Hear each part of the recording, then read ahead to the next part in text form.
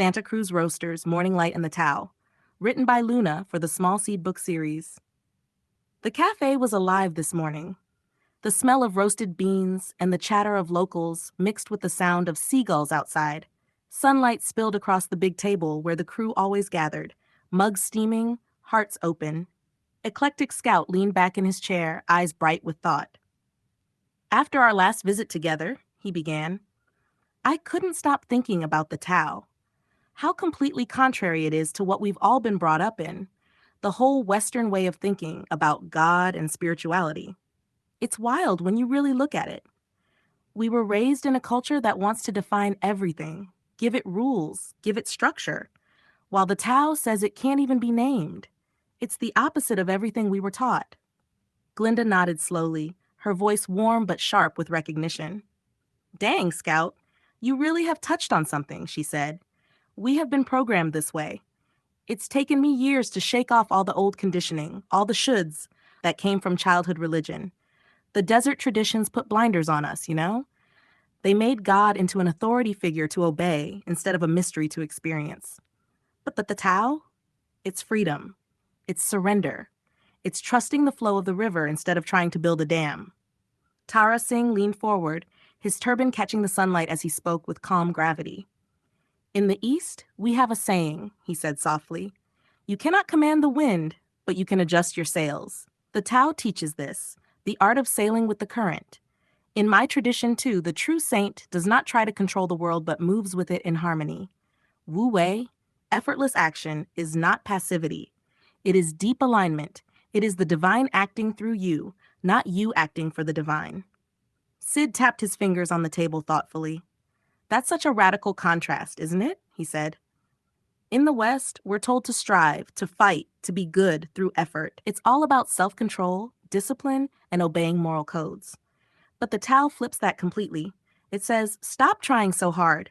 The more you force something, the further you drift from the flow.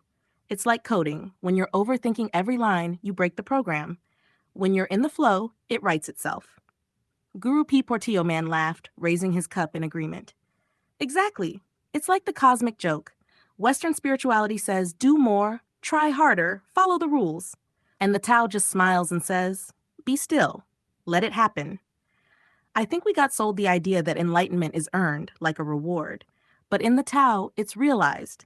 It was always there, hidden in plain sight.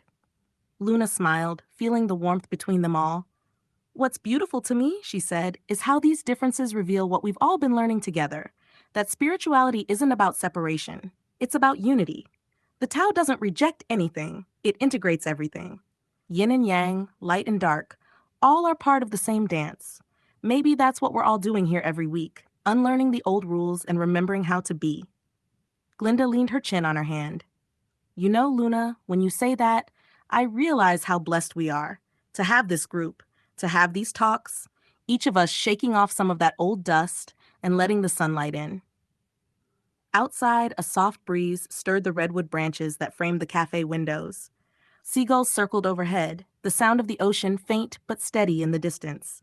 Eclectic Scout lifted his cup, his grin playful and knowing. So I guess we can say it's not about finding the Tao. He paused. It's about remembering we've been floating in it all along. Everyone laughed. That kind of deep, heartfelt laughter that comes from recognition rather than humor. And for a few quiet moments, nobody spoke. They just sat there, breathing, smiling, letting the stillness between words say what no philosophy ever could. Here's Luna's reflective poem, written later that evening as she sits with her journal, a gentle echo of the day's cafe conversation. Luna's reflection, floating in the Tao. The sun slipped down behind the sea, and I found myself still thinking, how the world hums in quiet rhythm when we stop trying to conduct it. The Tao doesn't shout. It whispers through the redwoods, glides across the bay, and moves through us, even when we forget to notice. We were taught to pray by asking, but maybe prayer is listening. We were taught to strive for light, but maybe light was never lost.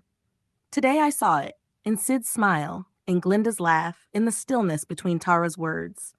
The way Guru P sipped his coffee like it was holy water, and Scout said we've been floating all along.